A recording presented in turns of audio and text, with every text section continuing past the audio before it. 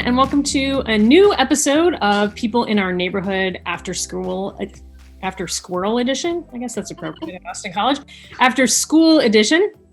For those of you who are joining us for the first time for our video series, this is a series that spotlights members of our Austin College community and the cool things that they know about and that they know how to do and are excited to teach other members of the AC community about as well.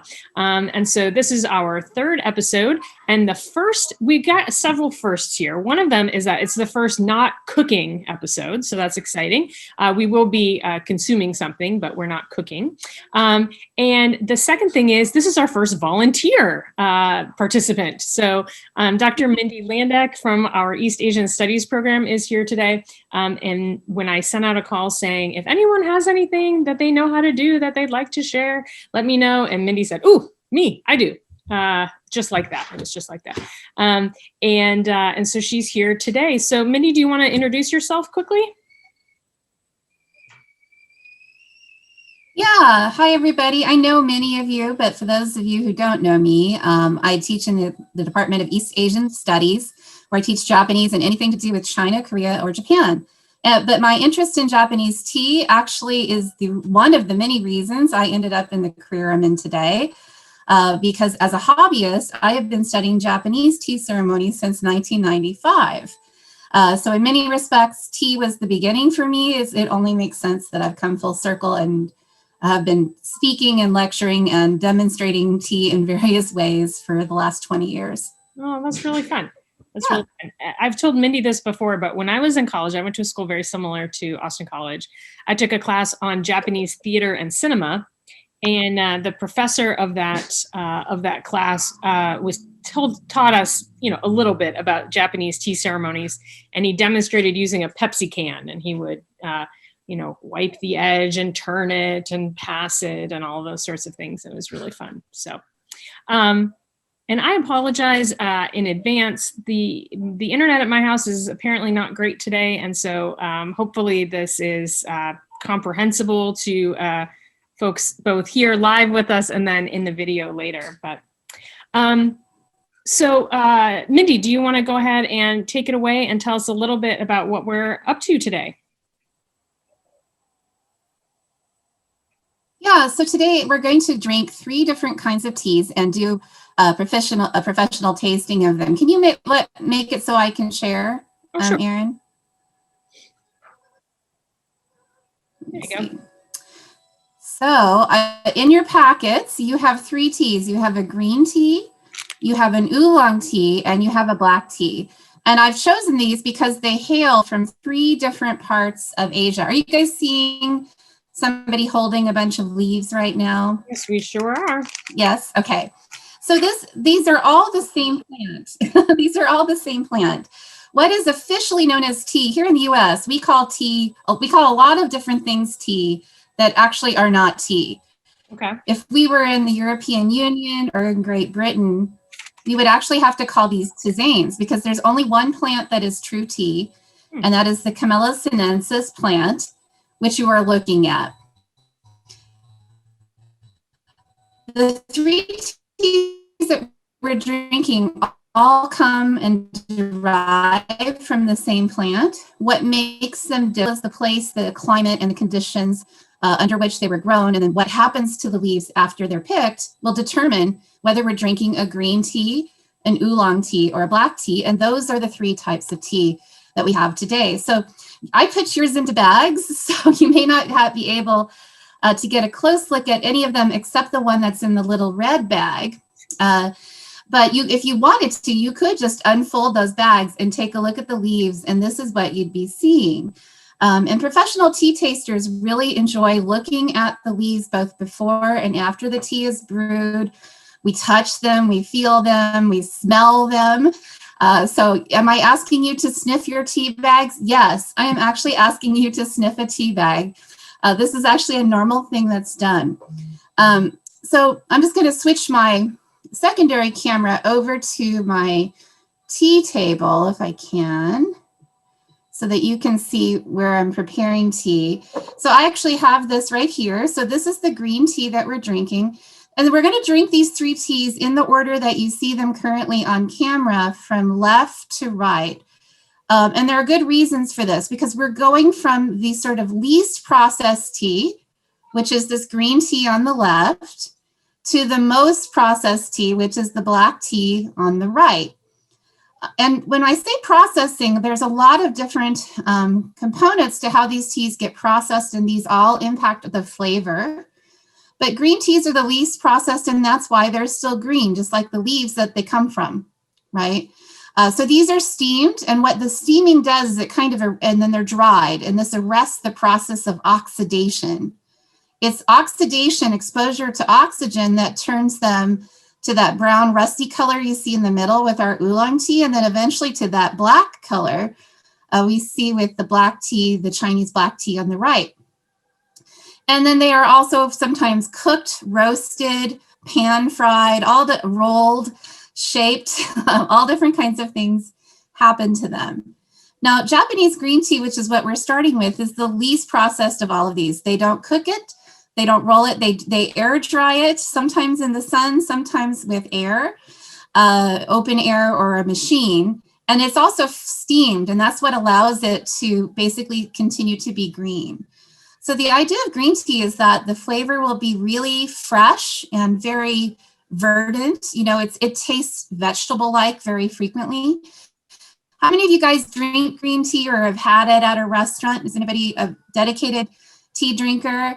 I should add that 2 people in the session today took with me the course that I offered on tea at Austin College in the fall of 2019. So Bea and Elizabeth, who are in the room, were in that course, which was all about tea in East Asia. And we tasted over 20 teas over the course of the semester. Wow. And then we hosted a tea open house.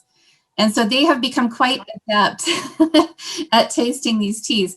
Now, I think Bea and Elizabeth would probably tell us that out of these 3 types of tea, that green is not their favorite. Is that true, you guys? Do you want to chime in? I have no preference against it. Elizabeth does, though. Yeah, I'm not a green tea fan. I like sweeter teas, like black teas and oolongs. So like every kind of, preference that we have as human beings, people have very different, likes for tea. Some people love green tea. This is the dominant tea in Japan. I, of course, am a Japan specialist. When you go into people's homes or you go in a restaurant or a shop in Japan, this is the tea that you're offered. Now, if you guys are prepping your water at home, this tea does not take the hottest water, right? So as we go darker teas, as we go into more processed teas, the water has to be hot. But for a green tea, ideally, we want the water at about 190 degrees. If you're boiling it in the microwave or if you're boiling it on the stove, that's the point of boiling where there's just tiny little bubbles slowly coming to the surface of the water, not the kind of big bubbles that are popping and making the surface of the water move around, right? That would be appropriate for our black tea. So I don't know how much you can control the temperature of your water, but if you do have any control over it, we don't want our water scalding hot. We want it just ready to boil, just real close to boiling, okay, is where we want it for green tea. Now, I just want to give you a sense of where these teas come from. This tea, when we brew it, it will be green. Are you guys seeing this picture right now? We sure are. All right, great. So one thing that we try to do when we're tasting teas is really experience the tea with all 5 senses.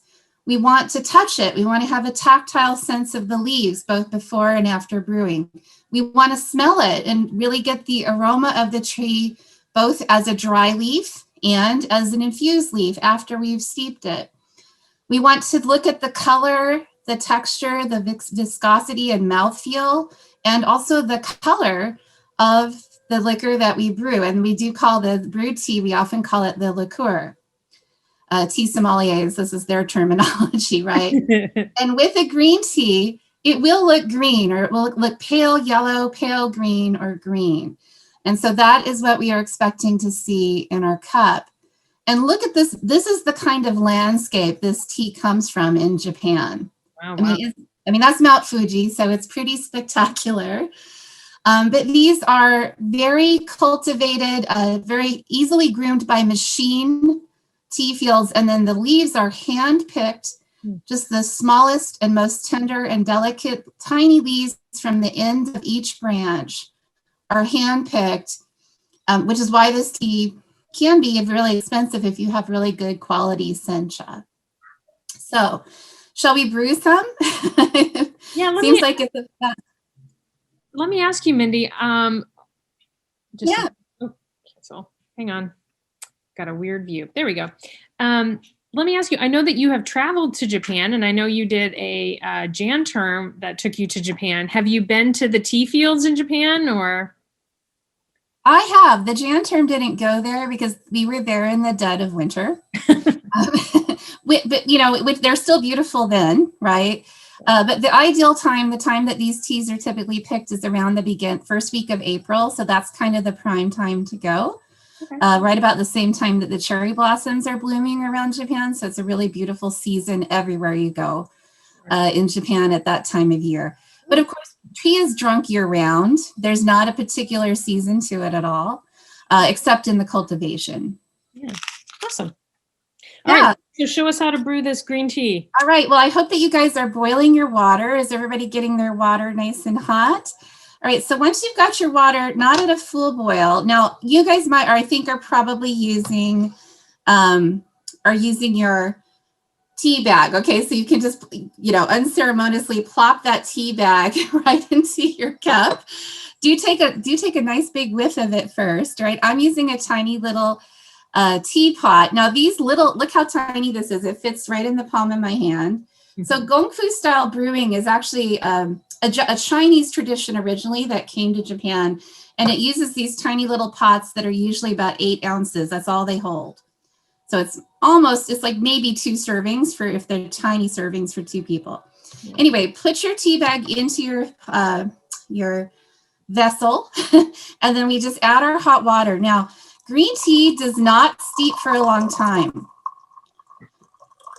And typically what it does is you kind of have to sort of maybe sip it a little bit and see how it's going. I would expect this tea to steep for about 90 seconds. So start a stopwatch on your smartphone or something now.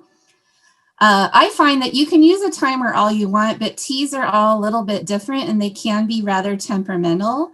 Sure. So I like to just simply taste after I've given it a suitable amount of time.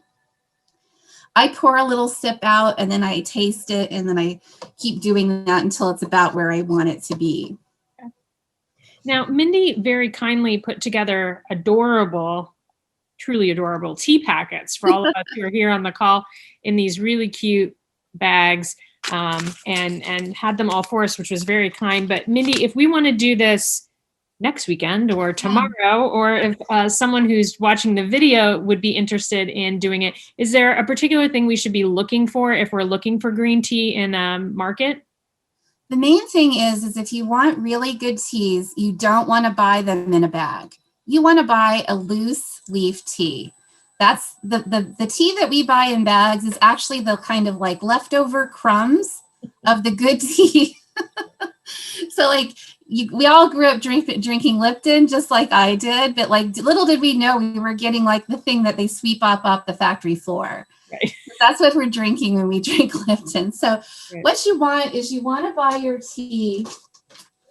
So this is actually the sencha that we're drinking, and it came in a big bag. This I actually got from Amazon. We have actually one of the nation's best tea shops right here in Dallas in Farmers Branch. Okay. Is this wonderful tea shop called The Cultured Cup, which I highly recommend. And they do ship. You can buy it online. But you can go on Amazon or anywhere. There's 1,000 tea companies, and I can definitely recommend them to you that make great tea. So here is our Fukumushi sencha, deeply steamed sencha. This big giant bag, this is like a pound of tea, came from Amazon. So this is a tea I like to drink, obviously, because I have a lot of it. Awesome. Yeah. Wonderful. Yeah. So the key thing is, I think, freshness. You want to look at the expire by date, and you want to buy it loose leaf. Now, you can also then just go to Daiso or even on Amazon and buy the little bags that I put it in. So if you want to keep brewing it from bags, that's possible. Okay, now I'm going to switch back to my other camera and let you see me pour this out. All right, so when we do Gongfu style brewing, what we typically do is pour into a cooling vessel so that basically it has the chance to cool. Now, I forgot to go get my strainer, so I might have a few little floating tea leaves in here. You guys should be good because you have a bag, which will strain all this out, right? And so this is what the liqueur looks like. You can see my little fish in the bottom of my cup. This is a Celadon cup, but that liqueur is a pale green color. If I was to pour it into this clear glass container, Trying to get a good angle on mine without spilling it in my keyboard. There we go. That's not bad. Yeah, that's good. Is everybody kind of getting a color that's kind of like this, a pale green? Mm-hmm. All right, now in terms of tasting, the first thing we want to do is we want to smell it and just let that beautiful steam kind of waft up into our nostrils. Mm. And then when you sip it, you really want to let it roll. It's just like tasting a good wine. You let it roll around your tongue and hit all the spots on your tongue. I had to think about which teacup I was going to use today since it would be on camera. Got to be thoughtful about that. This is my fancy one.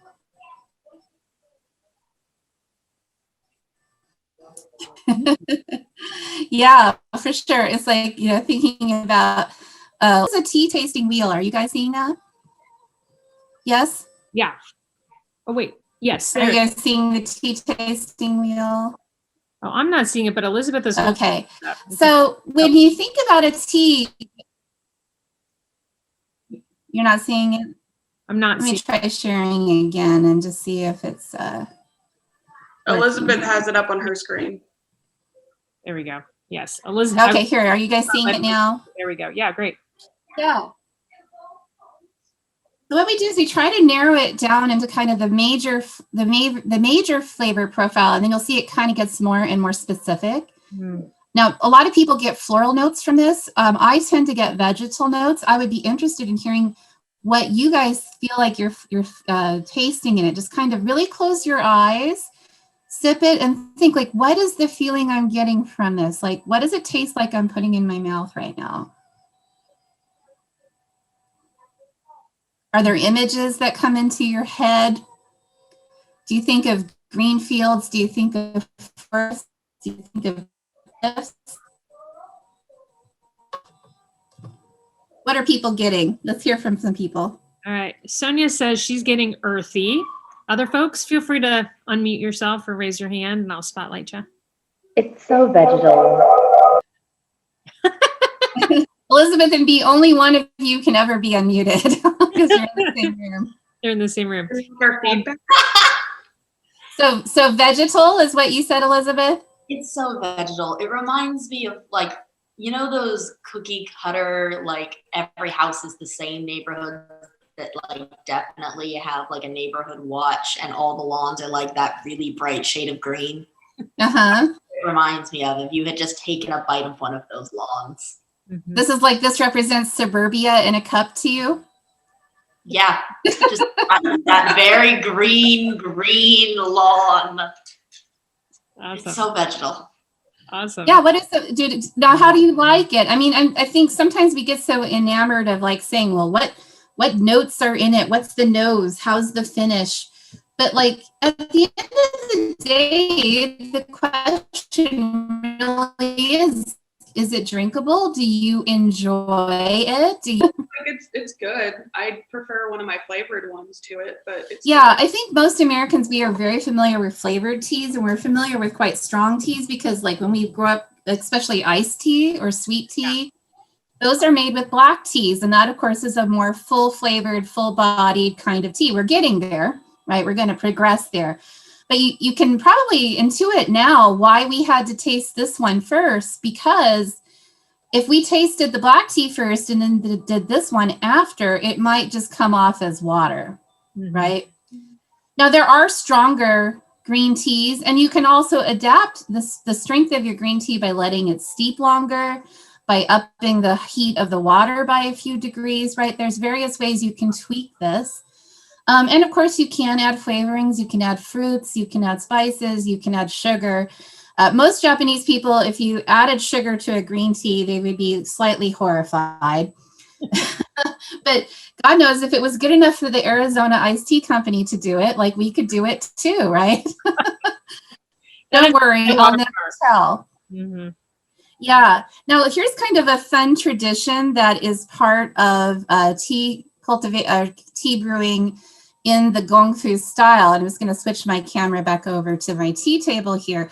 So this is a specially designed table that actually has a reservoir underneath it where water can go and be retained. And if I was feeling really fancy, there's even a little drainage pipe that could drain it right into like a bucket or something. I usually don't fill it up that much. So what I can do is when you have leftover tea, because when you're drinking tea in the Gongfu style, you brew it multiple times, you brew multiple cups. Sometimes you do more than one tea. Mm-hmm. And it's common to give the dregs of your tea to a little tea pet. So I have here my little tea pet who is a rabbit in a boat. And the boat is a little leaf and his little paddle is a little leaf too. Mm-hmm. There he is. And so we offer the tea to him. We pour it over him.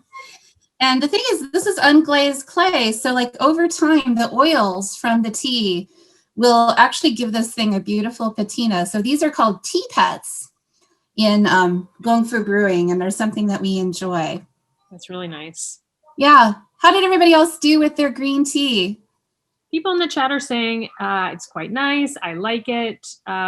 Grassy and earthy, a little bit of soil, forest and leaves. I would say I keep getting straw. Straw is a very common flavor profile. Yeah, very common.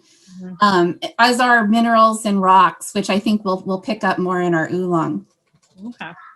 Yeah. Now, green tea, I will say, is the most healthy of these. All three of these are caffeinated. When you drink a decaffeinated tea, that tea has actually been put through a chemical process that destroys most of the nutrients that are in it. But green tea, because it has been minimally treated, does have caffeine. It has less than black tea, has less than coffee, but it is chock full of antioxidants, and many, many studies suggest that it even has cancer-fighting properties. Wonderful. So this is incredibly good for you, green tea. Most health gurus will swear by green tea. Now, I must say, I thought that I did not like green tea, but I am enjoying this, I must say. I mean, for me, it's like when you eat Japanese food a lot, you just, green tea is so common that there's certain kinds of food that I just really want my green tea to go with because it's really what complements it. Mm-hmm. All right, let's proceed on to our oolong tea. So here's our oolong tea. It's the one in the center. So we're moving from Japan, and we're actually moving west from Japan into the ocean, into the East China Sea, and to the beautiful island of Taiwan, which used to be called Formosa, which is why this tea is often called Formosan Oolong, Formosa just being another word for Taiwan. So I also bought this one in bulk. This is from a really good seller called Tea Adagio. Their teas are really wonderful. They have, if you like flavored tea, they have some amazing flavored teas. And I'm pretty sure Bea and Elizabeth have had some of their flavored teas in my office back before we were banned from getting together in offices, right? Including the dark iris mix, which I remember you guys really loving because it was peach and oolong, which is a common flavor pairing. Okay. So for my oolong, I have another adorable teapot. Little baby teapot. So this is a Yixing teapot. This is what is the most common kind of unglazed clay teapot that they use in China for Gongfu brewing. And the idea with these is because they don't have a glaze on them, they will absorb that oil over time. And so you're supposed to dedicate each little pot to a specific kind of tea. So this one is all oolong, only oolong. And it is in a special shape that is called dragon's egg. I guess you guys can probably see why it's called dragon's egg, right? Yeah. So I've already got my tea in here. If you have a fresh cup, rinse out your cup and reuse your same cup or get your second cup going. And we're going to want our water just a little bit hotter this time. this is usually brewed at like 205 degrees Fahrenheit. That's pretty much at a boil. Okay. So I'm actually firing up my my electric kettle one more time just to get this water even a hair hotter than it is. Now I have given you about a tea is typically measured in grams. What I gave you in your bag is about 2.5 grams of tea. I was a little worried leaving all this hanging on your door, Erin. I was like, do I need to put a note on here so that the campus PD knows that this is not drugs? It is in fact just tea. Because I'm weighing things out in grams and putting them in tiny packets, I feel very suspicious. But you have about 2.5 grams, which is about the right amount for a single cup of tea. That's around 8 ounces. So like if you have a really big mug, one tip would be like if you have a mug this big, like kind of a standard size mug, you might not want to fill it all the way. Okay. You might want to fill it 2/3 of the way because we're trying to sort of mimic the size of this smaller mug. Now I tried to give you a little extra so it could be like a standard American mug. Okay. That's great. All right. So say, water. I don't know much about drugs, but from what I know, I don't think drugs generally come in like adorable little zip top bags, but maybe they do and maybe they should. I don't know. If they do, it's news to me. Oh, I was just like, I know, I'm not on the campus. Sign on there. This is tea. Now this one is going to have to steep longer. We're talking 3 to 5 minutes, and actually this oolong I think benefits from a little bit longer. Okay. So closer to the 5-minute mark will be our goal for this one. Well, so go ahead, Erin. I was just going to say, while we're waiting for it to steep, you mentioned that you do or have pre-COVID, obviously, done tea tastings and tea parties. And I always think tea parties is probably not an appropriate term, but at the college, can you tell me a little bit more about that? And I know students would come. So if there are students here who would attend those, let us know and I will your video. Yeah. About the time that I just was planning this course on tea, I've had the idea for a course on tea for many years, and I'm so grateful to work at a place like Austin College where I could develop and offer it. And I think it was really well received. We had about 26 students in the class. As I mentioned, Bea and Elizabeth were two of the ones that were in the class, and maybe they will share some of their thoughts on it with us. But I was, what I did is the summer before I'd been working and reading a lot of things, and I decided to get a little extra training in Gongfu because my background's all in Japanese tea ceremony, which is not this. It's quite different.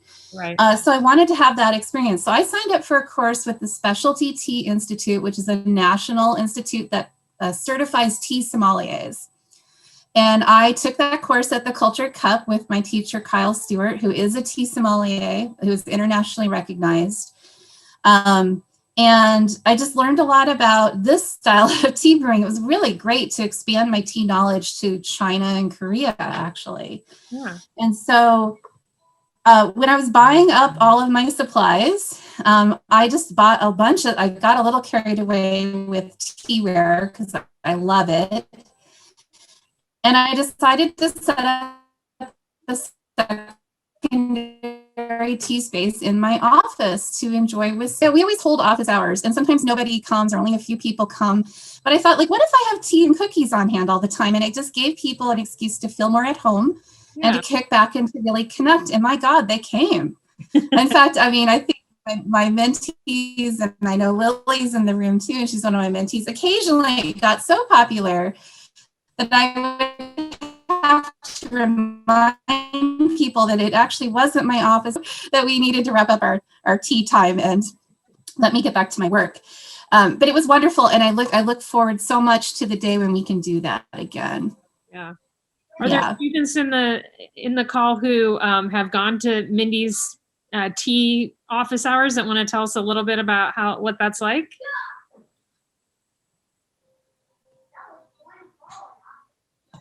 I've gone. Super fun. It's always exciting. I can get help on homework and get some tea.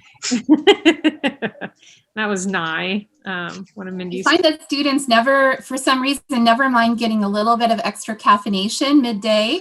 Sure. And neither do teachers, because I had many teachers, fellow faculty, also came to these Yeah, wonderful. office tea hours a lot. So, All right. Well, Mindy, tell now us. I think it's still too early, but what I'm going to do is just test the color. Go ahead, Erin. I was just going to say, take us back to the oolong and what we need to be doing and thinking. So I think you might be seeing a picture of the Taiwanese tea fields right now. So this is the kind of landscape that this tea comes from, a little bit more rugged than what we saw in Japan, right? But high mountains along sea cliffs. Taiwan is, of course, a relatively small island off the coast of southern China. And it's actually right in the sort of cradle of all tea growing in the world, because, China is the first place that tea was ever cultivated. The tea that's grown in India was actually taken there, stolen from China by by an Englishman, who then began to cultivate it in the British colonies in India. So the oldest tea in the world comes from China. From there, it goes to Korea, goes to Taiwan, and eventually goes to Japan. But much later, they were drinking it in China first. Wow, beautiful. And so this tea is sometimes called rock tea because it comes from these very rocky cliffs along the ocean shore, in these mountainous regions. It's fairly high altitude relative to sea level. And just look at this gorgeous color. Can you see this color? Yeah. Oolong is one of my favorite kinds of tea. In Japan and in China, oolong is frequently drunk with greasy, oily foods, and there's a lot of those, especially in Chinese food. Anything fried, because oolong is astringent, so sometimes it can make your mouth feel a little dry after you drink it, which is funny because you're having a beverage, so you would expect to feel, not parched, but sometimes you can feel a little parched after oolong because it's astringent, right? And it kind of gives you that little bit of a crisp or dry mouth. I like it because it has kind of a nutty aroma. And for me, it just has kind of a really full body roasty flavor. Now, this is a tea that's more than half oxidized. It's about 80% oxidized. So it's on its way to becoming a black tea, and then they stop the process before it's fully a black tea. Okay. I love it. This is one of my favorite teas. And it can take sugar. What kinds of tasting notes do you guys get when you taste this one or smell it? What are you intuiting? Unmute yourself if you'd like, or put it in the chat. I get smoky.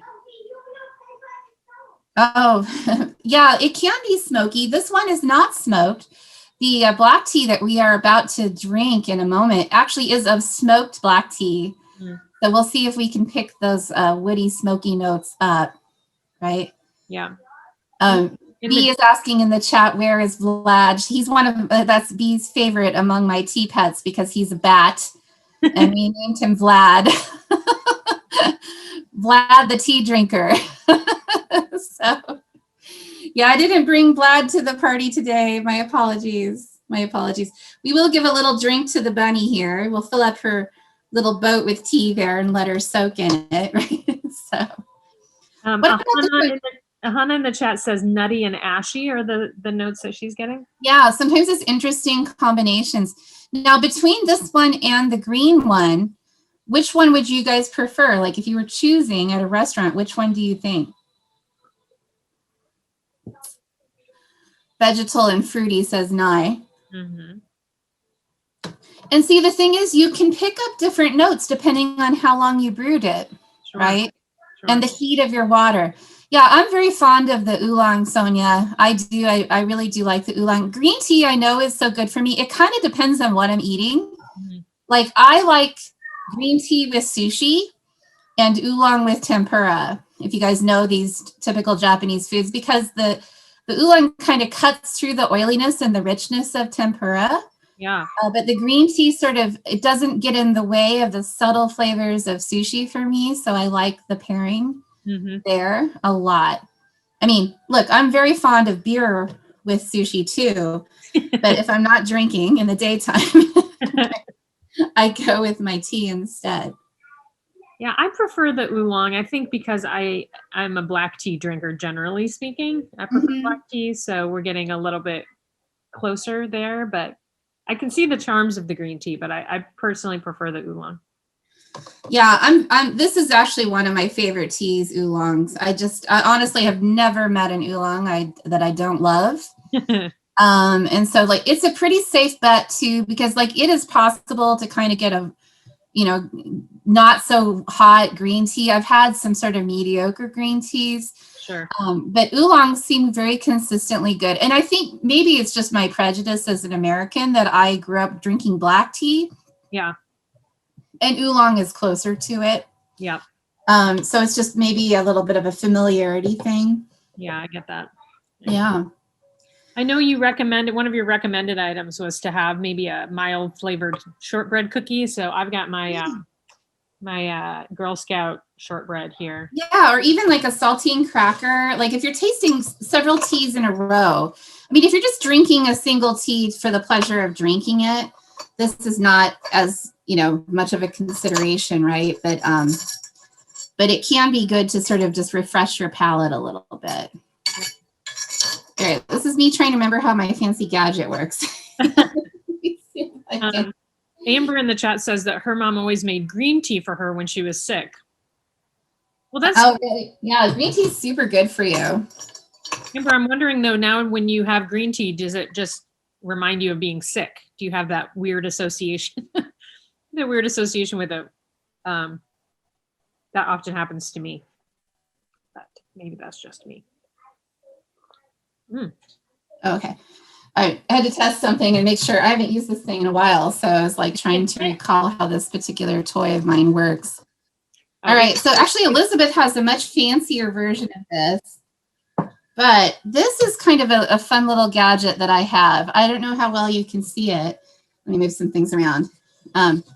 So this is a sort of a tea dispensing device made of that same kind of clay that my little red colored teapot was made of. It's made of Yixing clay. And it depicts a mythical creature. And then Elizabeth is showing hers as well. And Elizabeth, what is yours? Is yours a dragon? Go ahead. Yes, it is a dragon. So mine is a Keating, which is a combination. It's kind of like a Chinese griffin, right? And it's cool because you can put the water and the tea in this top part and let it steep. And then what you do is have a little receptacle thing and you push it in below and it releases the tea down in. So it's kind of cool. But we're going to do now our black tea here. So go ahead and get your black tea. Now this is the one that is not in a bag yet. So this will require some assembly required. This is the one inside the tiny little red bag. And if you take a look, there is a little notch at the top of that bag that will allow you to rip it open. Okay. And you're going to put about, not quite all of it in a tea bag. I would do about a little more than half, like 2/3 of it roughly into a tea bag. This one doesn't have, for me, the leaves don't have a lot of flavor, and that is because they have been cooked so thoroughly that they're a little difficult to smell at this stage. And we're going to have to hit them with very hot water, and we're going to need to steep them for probably a full 5 minutes to wring out all of the delicious flavor and allow those essential oils to release into the cup. Now, I don't know if you still have your oolong handy, but one kind of fun thing to do is actually with the oolong especially, is to deconstruct your tea bag and look at the inside of it. Maybe we'll do that while this black tea is steeping. But the first order of business is I've given you a couple of empty tea bags in your kit. Some of them need to be tied, but most of them just kind of fold like an envelope, right? So you're going to take about 2/3 of the tea that's inside that little packet, place it inside a tea bag, and then turn it wrong side out or tie it if yours has strings to secure it. And Erin's got hers together. Sonia, Is it giving you much of a smell? I don't really get much of anything. Yeah. And if you look at the leaves, you can see that these have been rolled, right? They're kind of withered up into little strands or strings, right? These have been rolled, and these have been rolled while pan frying. So they have something that looks like a ginormous wok. It's like, imagine the biggest wok or fry pan you've ever seen, and then like make it 6 times bigger. And that's what they put that over a wood fire. And then they actually take this with their hands and they squish it down and roll it in kind of a circular motion to roast the tea. And then this tea is special because it is subjected to an additional step, which is smoking. Because this is Lapsang Souchong tea, which is then smoked over the wood. Are you guys seeing this picture? Okay. So what happens is that fresh pine, the essence of that pine and pine wood, wafts up into the tea. So we most likely are going to get some very woody notes out of this particular tea. Now, some Lapsang Souchong is really heavily smoked. In fact, I have tasted one. I paid a pretty penny for it, and it came, and I swear it tasted like a burnt rubber tire. I absolutely couldn't. People who love it, and I did not love it, and I gave it away. This Lapsang Souchong is not the tire variety. You'll be delighted to hear. Thank you. No. People who really like that love that stuff, but I'm not that person. This one is just woody. It doesn't have the kind of asphalt tar essence that the other one did. Okay, and we're going to want for this our water to be very, very hot. Okay. And we're going to let it steep for a full 5 minutes. Okay. My water has cooled off, and I had to restart my water, so we'll start again here. Now, Mindy, you've told us about some of your. So I invested in what? Go ahead. I'm sorry. I was going to say I had invested in one of these teapots where you can control the temperature to the degree. Oh, wow. If you're a very dedicated tea person, these things are really nice because you can completely control the temperature. Well, that's a nice segue into what I was going to ask you, which is, how did you start collecting tea items? What were some of the first things that you got, and what have you collected since then that you really love? Well, these are the most recent of my collections because Gongfu is the newest expression of my tea obsession, right? But the thing I've collected the longest and have the most of are Japanese cha wan, which are traditional tea bowls for the tea ceremony. Oh, wow. And I have about 46 of them. Wow. For every imaginable season and aesthetic. And I absolutely adore them. And actually, while this is steeping, my official tea room in this house is actually just 5 steps away. So let me go get one of my favorite tea bowls to show you while it's steeping. I'll be right back. Please do. Now, Elizabeth, tell me. Elizabeth's chatting with B. There we go. She's back. So Elizabeth, tell me about how and why you acquired your very fancy tea contraption with the dragons that you showed us earlier. So after I started doing like tea stuff, especially after the class with Mindy Sensei, I started becoming a tea snob, especially in my house with my sister, who claimed to like tea and didn't know anything about tea. And she said, "Hey, Elizabeth, if you're going to be that snobby about tea, I'm going to get you a really expensive tea set for your birthday and Christmas." And so she kept saying, "Elizabeth, after Christmas, you're either going to love me more than you ever have, or you are going to hate me." And she kept saying that she had spent a lot of money on her gift, and I was very terrified the entire lead up into this past Christmas. And it came. And she said, "Okay, I have to record your reaction. Sit down." No pressure. And so I start opening it. And the first thing I hit is a mailed from Japan, very fragile, this side up. And I go, "Oh dear." And then I opened it, and it was this very luxurious, magnificent tea set Can you give a close-up of it again? Because we just saw it briefly a moment ago. And I mean, look at that. it's very nice. It has like 8 cups, 5 of which I brought to school. It has one of those pipes that you mentioned earlier that you can just drain straight into a bucket. It has one of those ports. It's just very good, and I adore it immensely. My sister chose very well. It's way fancier than mine. I'm jealous. I mean, the 2 heads for me just really cinched it. I mean, how can I compete? Very cool. Very cool. All right. So as your tea steeps, do smell it and watch the color of the liquor. You might even take a sip or 2 just to kind of see how the flavor is developing. This one, a lot of people, I've obviously everybody's going to get something different out of it. I get notes of woodiness and minerality. This is one of my tea bowls. So as you can see, this is a much larger size. When you make tea in a tea bowl like this, you use powdered matcha that is whisked with a bamboo whisk and you only cover like the bottom quarter of this bowl. So it's not a big serving. It's just the bottom of this bowl.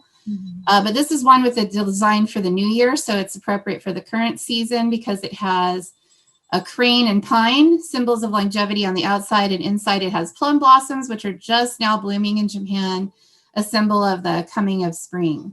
Beautiful. Yeah, so this is the bulk of my teaware collection is Chawan. I honestly, it's a passion. I will definitely be buying Chawan for the rest of my life. All right, so here we go. So look, isn't this cool? You just push it in and it dispenses the tea. Oh my gosh. And that's how Elizabeth's works too. Wow. Isn't that fun? And then when you pull this thing off, the lever stops it from coming out. And you said it's unglazed clay, is that right? It's unglazed clay. It's a special kind of clay from one specific region of China. Wow. Called Yixing. It's Yixing. And you can see the color is kind of similar. It's a little bit more red. Yeah. Very similar to what we got from the Oolong, right? Because the Oolong is like 80% to where this is about 95% oxidized, right? So it's a little bit further down the path. But then this has additionally been smoked. So that's the extra step. Wow. That we have with the Lapsang Souchong is that the smoking over a pine fire. So, I mean, it should give you elements of campfire. Yeah, it does.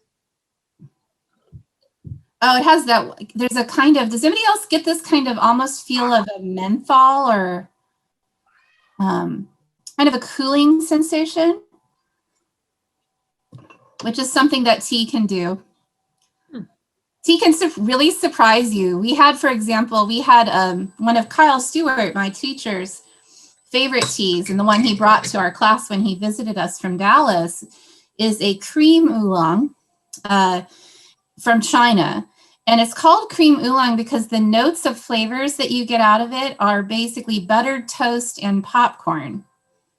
Wow. And they just occur naturally it's just the chemical makeup of it. Nothing's been added to it at all. So that's not flavored. It's just, that's the flavor that comes out of it quite naturally. Do you guys remember tasting that one, Bea and Elizabeth?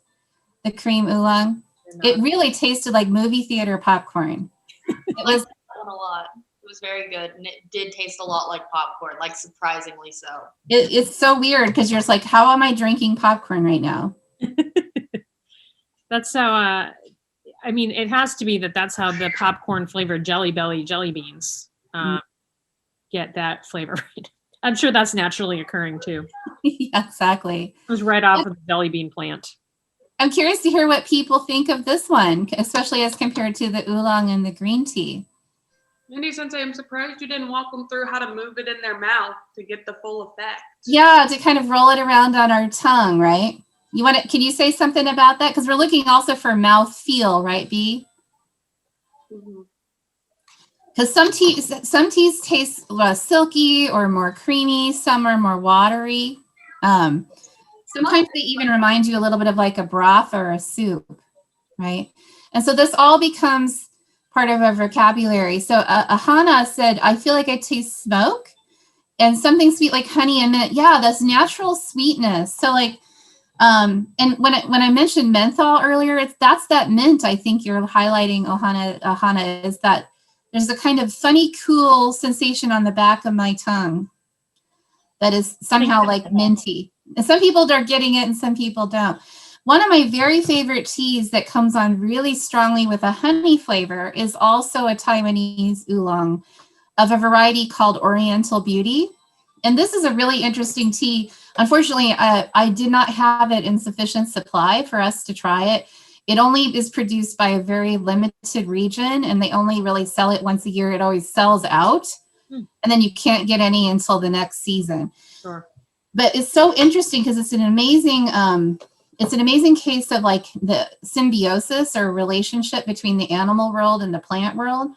Because what happens to the Oriental Beauty tea is it's in a region where there's a kind of a leaf hopper bug, kind of like a grasshopper, that's just native to the area. And they found, kind of just by accident, that when that leaf hopper would nibble the edges of the tea leaves, the plant would have a reaction to protect it from being eaten further. It would release various enzymes and compounds. Wow. And then that would deter the leaf eater from eating more of it. But if you took those nibbled, bug-bitten, is literally what they call it in the tea industry, bug-bitten tea, and you took those leaves and processed them as an oolong, it produces this oolong that when it's brewed has a natural sweetness that is like wild honey. Wow. And this is called Bai Ren Hao, or Oriental Beauty is the name under which it's usually sold.